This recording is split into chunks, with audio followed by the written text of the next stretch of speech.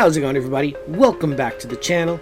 I am your host, as always, Hicksydust, here with some news and updates for the channel. Now, recently I have been uploading for Genesis Alpha 1, a first-person sci-fi explorer, which puts you in the driver's seat of a crew captain trying to find a new home for humanity amongst the stars. I've been trying to finish off that series like some of the others I have started on this channel, but for more recently, this game has been put on the back burner. Why? Because I have been sucked back into a game I have been playing since launch. That game is Jurassic World Evolution 2. If any of this sounds familiar to you, it could be quite possible because Jurassic World Evolution 1 was the first game we ever covered on this channel. But more likely, you've probably seen it from one of the larger content creators on this platform, as this game has built up quite the following.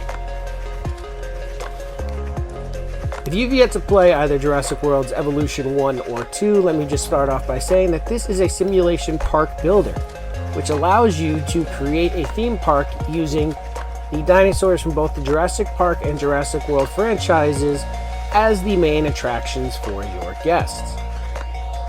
Jurassic World Evolution 2 improves upon the original with improved mechanics, gameplay, and even graphics. But that's not to say this game is perfect or without its fair share of bugs. I'll be going over in this video what I love about this game and some things that I don't like about this game. So please stay tuned and enjoy the following video.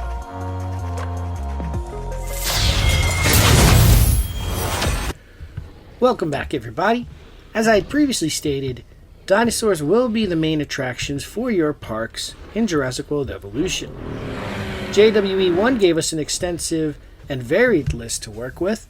By the end of the game's shelf life, we were given 67 different species of dinosaur to choose from. JWE2 expanded upon this list, and by current day we have 74 different species of dinosaur to work with in our parks. The 74 being all land dinosaurs. The aviary. This was introduced late in Jurassic World Evolution 1's shelf life with the Return to Jurassic Park DLC. The aviary was a standalone building which didn't really wow many players. However, JWE2 has expanded upon this concept, allowing us to add pods to the aviary and customize it much like we would our regular enclosures, allowing us to change the shape and size of the aviary to suit whatever look or need we are going for. We're even able to go inside the aviary and manipulate the landmass inside, whether it be to add rivers, lakes, hills, mountains, trees and shrubs, or even ornamental rocks for the dinosaurs themselves to land upon. Jurassic World Evolution 2 allows us to add up to 8 different species of flying dinosaurs in our aviaries, an improvement over JWE with just pteranodons. Now let's take a look at something that lurks beneath the surface.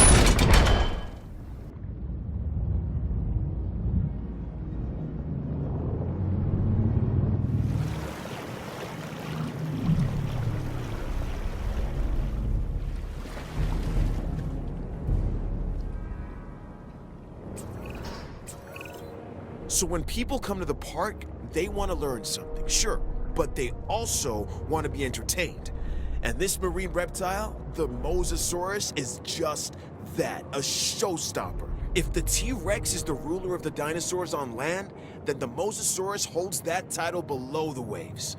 Make sure this animal is a premium attraction. Ah yes, Jurassic World Evolution 2 adds marine dinosaurs to its roster.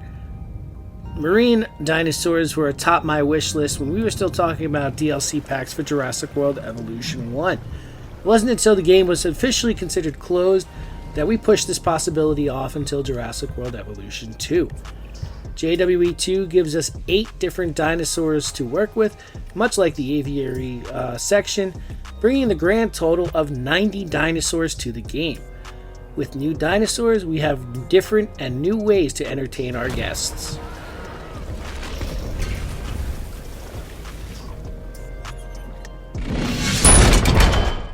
This section of the video will be called Dinosaur Creation and Customization.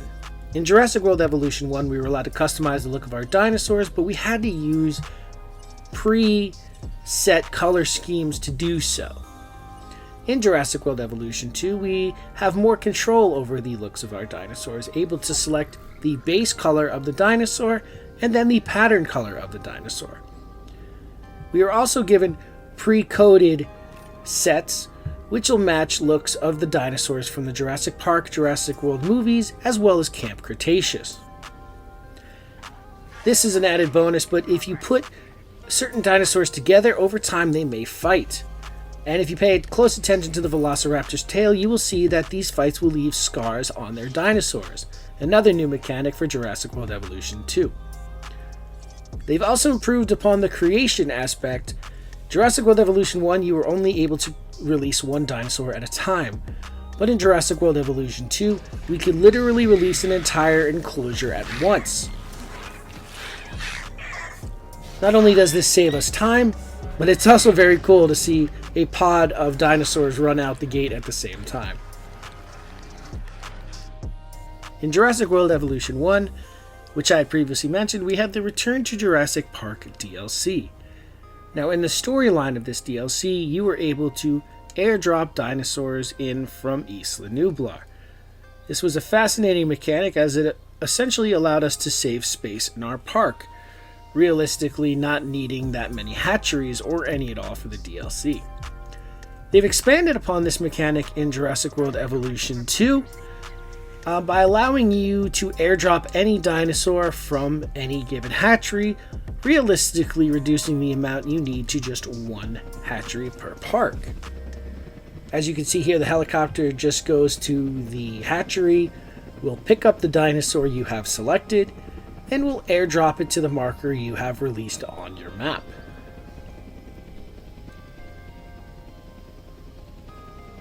However, I do understand the appeal to just keeping the hatcheries, as you miss out on this intro cinematic every time you want to release a dinosaur. Although it is much appreciated with Jurassic World Evolution giving us choices.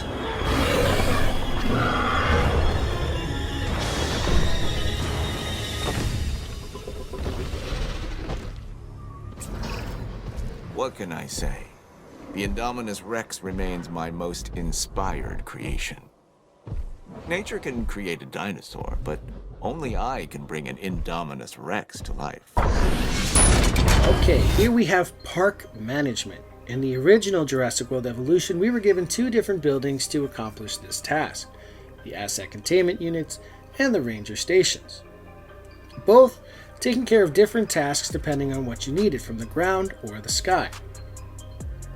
In Jurassic World Evolution 2, these buildings were seamlessly fused together to create the response facility, a much more efficient way to look after your park, as you no longer had to switch between buildings to assign tasks to your rangers or your asset containment units.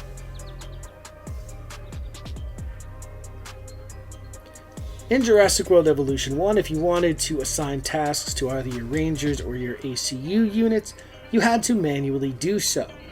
And while you could build a queue list and watch your rangers or your asset containment units go to work, every time something needed to be done, it was kind of exhausting having to manually do it. Jurassic World Evolution 2 erases that obstacle by creating the Ranger Post. Simply assign any unit to a Ranger Post and it will take care of any problem that pops up within the Ranger Post's radius. Here we have a skyline shot of a park, and as you can see, helicopters will start taking off by themselves, and Ranger units will start darting back and forth between the boundaries of your park.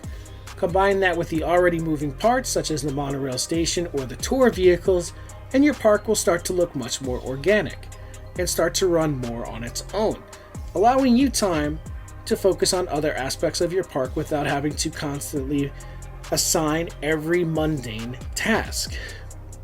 Now that I've talked to you guys about what I've loved about the game, let's start getting into some of the things I dislike. Okay, so here we have a glitch of a Dimorphodon kind of just being stuck in mid-air. You can see that it's flapping its wings, but it's going nowhere and its health bar is dropping. I've theorized that this may have something to do with the pods themselves and where they intersecting lines cross, and maybe the game just not having the correct code written in for the dinosaurs to transfer cleanly. It's something I've noticed with the flying dinosaurs just getting stuck in random spots inside the aviary, whether it be trying to land for food, land on a rock to rest, or as we previously saw, just being stuck in midair. This is something that could easily be fixed with a patch, I just don't know if it has been yet. This next critic might come off as nitpicking, but I feel it's important enough to talk about. If you look over these clips, you'll see that the guests just simply phase through the doors of the buildings. There's no open or door closing mechanic, and the guests just kind of phase on through. Now, I can understand with the amount of guests in one park at a time, for a proper door opening or closing mechanic to work, maybe have like a revolving door instead, or even just get rid of the doors entirely if we're not going to do them right and just kind of have like a black tunnel. I feel like just aesthetically, this is one of those things that just removes you from the imagination of the park if you're trying to do like a first-person view. So my next gripe or critique is going to be centered around the in-park decorations. Don't get me wrong, Jurassic World Evolution 2 has a wide variety of decorations to choose from, and you could do some really cool things with them. But that is, of course, my complaint. You could spend a lot of time making these elaborate park designs, and the park guests won't even look twice at them. It would be a lot cooler if we could see the park guests interacting with the decorations you've put down in some way. The only thing they really seem to do is to help direct traffic. The only way to really properly get use out of a decoration if it's a built-in decoration with your restaurants. Okay, so this next complaint I probably could have tied into the previous, because it's basically the same complaint just on a different item. Here we have the hotels for the park. These are supposed to be your grand resorts for your park guests where they would ultimately decide to stay if they stayed in the park. But here's the problem, nobody uses them. Here we have an aerial shot of a park hotel. And what looks to be rendering or buffering of the water, nope, you zoom in, it's somebody took the time to carefully craft every floor tile in the pool. That's awesome. It's attention to detail. But why isn't anybody using it? All we see are these random NPC nods of where guests are supposed to stand. It just doesn't make much sense. Here we have a clip of two guys who obviously don't fit together just standing next to each other, overlooking the balcony to the park. This looks like a scene from one of a cheesy cop film or show. Jim, where are the drugs? We have the chance to clean up Jurassic Park. You have to show me where the drugs are. I don't know, these buildings just don't feel used to their potential.